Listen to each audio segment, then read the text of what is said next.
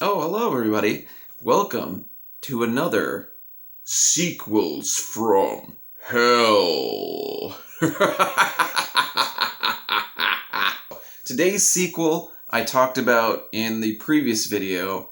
I got it from Disc Traders, and when I looked it up, there seems to be some give and take as to whether or not this is a sequel, but according to IMDb and according to Wikipedia, this movie, Vampires: The Turning, is the third sequel in the John Carpenter's Vampires trilogy. For centuries, they have thrived on the villages of the Far East. It's been 800 years since the last eclipse. Plagued by a curse. Vampires with black hearts. Immortality. Eternal youth. It's quite seductive. Feeding on humans. They took my girlfriend. She's not your anything anymore. If they haven't killed her, they'll turn her. And killing for pleasure. Now, How far would you go to get your woman back? the only chance to stop them Let me help you, and in return you help me. is to become them. If I was one of you, I would have the strength. The only way to defeat evil You'd be condemning your soul for eternity. Not if we win. is to become Are you sure? Do it. evil.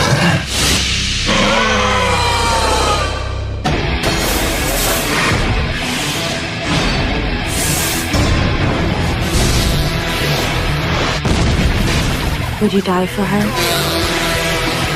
Would you die for me? Vampires: The Turning. The big difference is there's no John Carpenter on there. He's nowhere to be seen on there, and I don't think he even knows this movie exists. Maybe he does, but this is not a John Carpenter movie. Neither was the second sequel, John Carpenter's Vampires Los Muertos, which I think he had a little bit more involvement in than this, but still, it's a sequel that isn't a sequel that is a sequel. In Vampires: The Turning, there are some similarities to the other movies. I should say to the other movie because I've never seen Los Muertos. It's not terrible. It has some great points to it. The number one greatest point to this film is it's 83 minutes long. It ended, I was like, what? Wait, what? Why? When? Ha? Who? What? So if you're looking for a movie that is not going to take up a whole lot of your time and it'll just be like, zip, zip, this is the one. This is the one you want, because it ended, I was like, did I just watch a movie? We're in Thailand in this film. The whole film is shot in Thailand. It's beautiful. There are a lot of Thai temples and like the street markets and Muay Thai fighting. Yes, that's right. The movie starts off with a Muay Thai fight, and we have Amanda and Connor, who are an American couple, visiting Thailand for their vacation. It never really goes into that, but there's clearly something isn't right with these two. So we watch the fight for a little bit. We get a voiceover from Sang, who we're going to meet later, basically talking about how vampires came to be, at least in this world, and how it's all her fault because 800 years ago, someone who loved her got very jealous of her husband and her child and everything. So this person who loved this woman, Sang, who's doing the voiceover, killed her family for some reason. Maybe he thought, hey, that'll get me a straight line to Sang. She's gonna love me after that. Yeah. There's something to do with an eclipse, and this eclipse gave her the power to be a vampire, and she attacks the guy that, killed her family, and then that starts the vampire thing. So there are tons of vampires in Thailand, but there are two kinds of vampires. There are the Phai Song Ning, which are the good vampires, the ones that they exist for millennia, but they don't kill humans unless humans are like, hey, I want to be in your clan, so you can bite me if you want. So they don't drink human blood. They're pretty good, and they are kind of hunting the bad ones, who are called the Jai Tham. And these guys are just straight up vampires. They kill, they suck, and they have Blade-esque heavy metal parties where they just bite everybody that's dancing. We have Amanda and Connor watching this Muay Thai fight. One of the fighters is punched pretty hard, and then a big old splat of blood gets on Amanda, and she's visibly upset. So Amanda and Connor are walking to their hotel, or, to the taxi, whatever, and she's just like done with him. The blood was the straw that broke the relationship, apparently, because she's just like, I'm sick of this. I can't understand why you would even like Muay Thai. It's so brutal. I don't even understand who you are. And she's just like, I'm fucking done with you, Connor. This whole trip was a bad idea. And he's like, what? Wait, why? I really want to like these two, but they're both extremely annoying. Connor is our lead. And he's been in tons of stuff, a lot of TV stuff, but he's got that very kind of college bro energy. Yeah, so these two are fighting in the middle of this Thai market, and Amanda decides she's taken off. And Connor's like, does the stupid thing that always happens in movies where one partner walks off and the other partner is like, wait! Instead of like just going after her, maybe it seems like the logical thing to do. First we see Kiko, who is one of the Phai Song Neng. He sees her walking away, and then he sees one of the Jai Tham following her. So he's like, well, shit, that's not good. And Niram, who is the head of the bad vampires, starts following her. And at one point, she gets like confused. She doesn't know where she is. And she turns around. There's Niram. And he's like super nice. And he's like, oh, where are you? Are you lost? Do you need me to take you somewhere? Okay, I want to give Amanda credit, because at least she was like, I'm sick of my boyfriend. He's clearly a fucking doofus. So she takes off. But when someone in a country you're not familiar with offers to, take you to your destination, maybe don't trust them so much. Like, if you were a Thai person in America for the first time and you didn't know anything, if an American came up to you and was like, hey, I could show you where the bus station is, don't fucking talk to that guy. And for some reason, she's like, okay, let's go.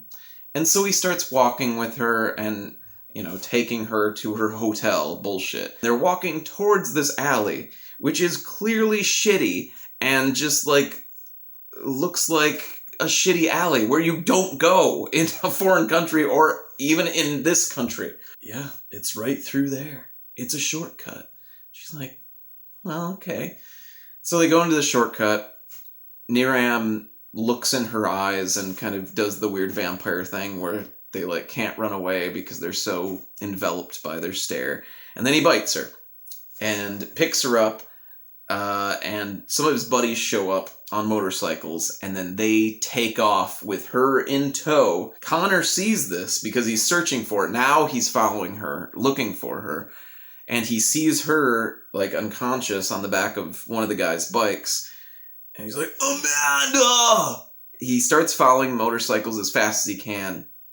And he keeps following them, until one guy steps out from an alley and goes... So Connor states before all this happened to Amanda that, he's into Muay Thai fighting because he used to do some. Which is good, because all of the vampires apparently know Muay Thai fighting.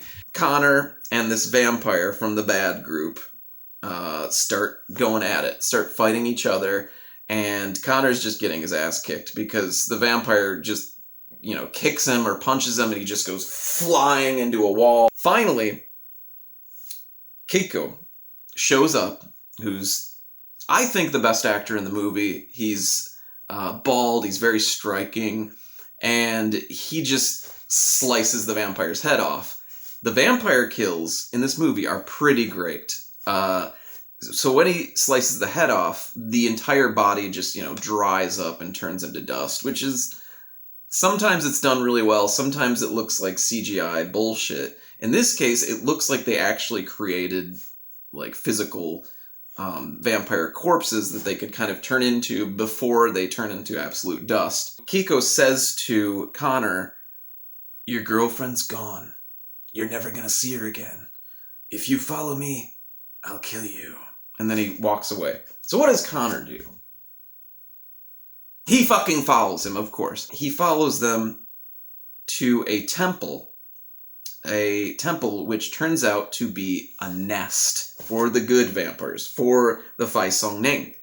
So he walks around, he's kind of like looking around, he's seeing all these vampires sleeping, and then a vampire jumps on him and starts attacking him, kicking his ass, beating the shit out of him. So he gets his ass kicked, gets thrown out of the temple.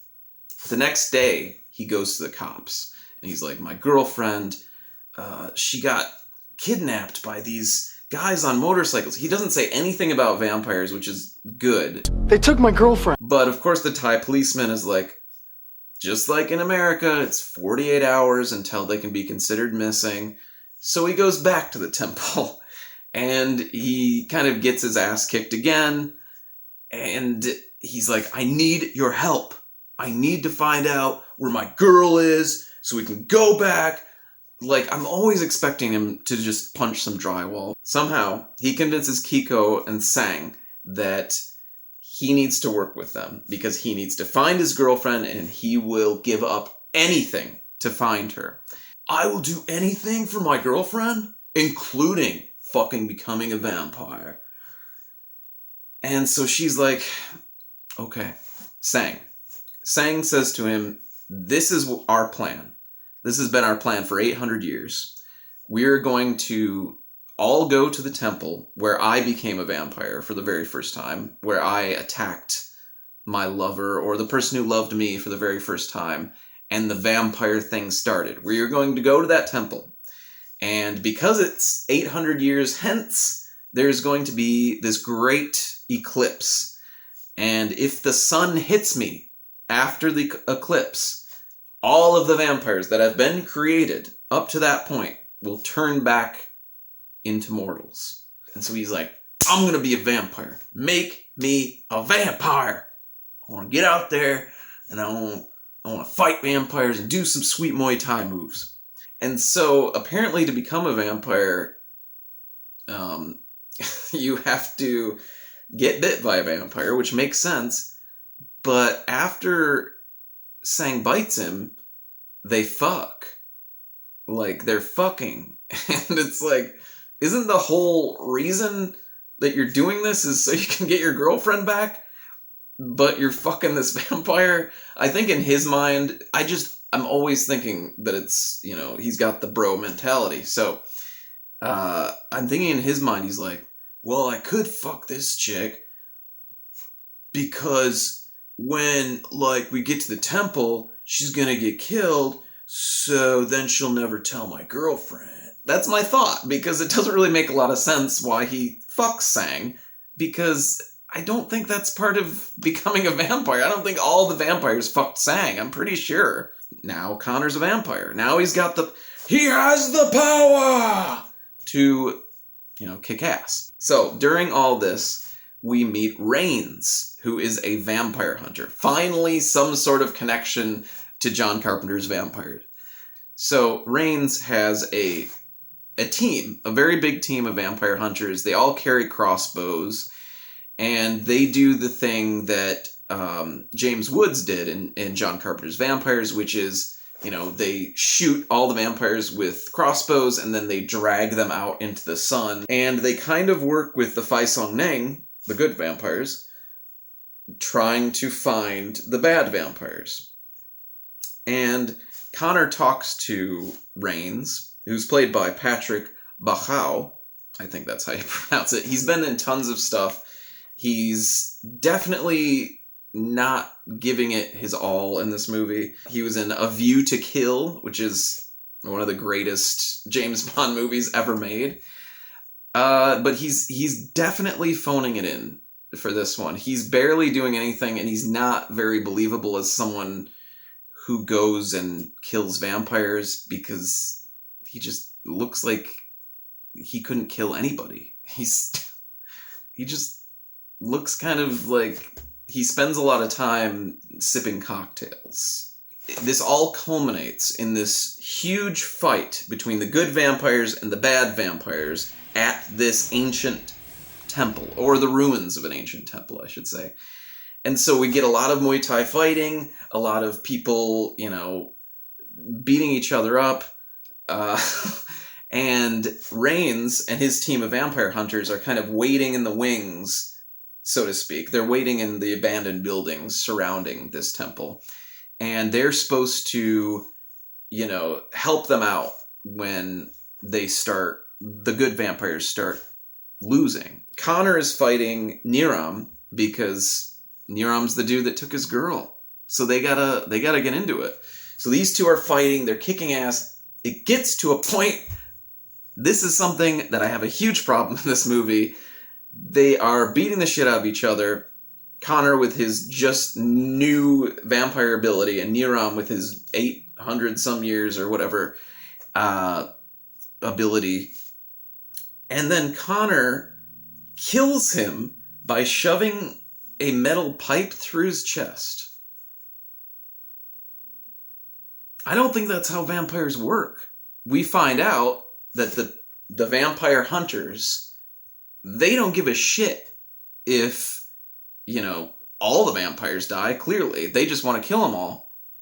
But when Connor's like, no, I have to get Sang to the spot where she became a vampire so she can destroy all the vampires or make them mortal again, Rains is like, yeah, but then I'd be out of business. Do you know how much money I get for these vampires? There's a little conflict at the end with that, which ends in a very great explosion. So, in general, not as good as John Carpenter's Vampires, which that's not a great movie either. But it has its points. It's got great fighting, great cinematography. You get to see the beautiful land of Thailand. The rough points in this movie, Peter Bauchau is absolutely phoning it in. He's doing a terrible job. The actress playing Sang is not very good. Like, they needed somebody for this role to play somebody that's lived for thousands of years. Stephanie Chow, who played Sang, kind of just seems like she's waiting for her agent to call for another movie. Connor, played by Colin Egglesfield, he's been in tons of stuff. Will probably continue to be in tons of stuff because he's got that very basic, good-looking college bro look to him. But overall, interesting movie. I would recommend it for the Thai shots, seeing like all these old temples and seeing the markets. The writer of this movie, Andy Hurst, has written a lot of sequels. So he wrote Wild Things 2 and 3. If nobody remembers Wild Things, it was that great threesome movie from the late 90s, I think. So there's a ton of sequels to that movie, and he wrote the first 2 sequels and directed the 4th one. And also the sequel to Single White Female. So there's always going to be a need for crappy sequels. So hopefully this guy keeps getting work, because this was a fun thing. It looks really good. The acting isn't great. The story's very simple. And I'd say go see it. Right now, it's streaming on Crackle. If you want to check this out, it's quick. It's going to go by like nothing. Like, you could put something in the oven and then use it as a timer to be like, okay, the movie's done, so the roast is also done.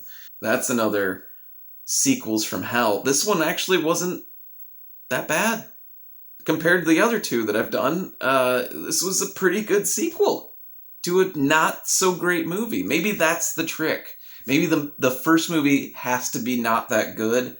So that's me, Nick, signing off. Sequels from Hell, B-movie Euphoria. And one more thing. I wanted to mention, I just recently got up to 100 subscribers on YouTube. And I just want to say thank you guys. Thank you for watching. Fills my heart with joy that you want to watch me talk about movies. So I'm going to keep making videos.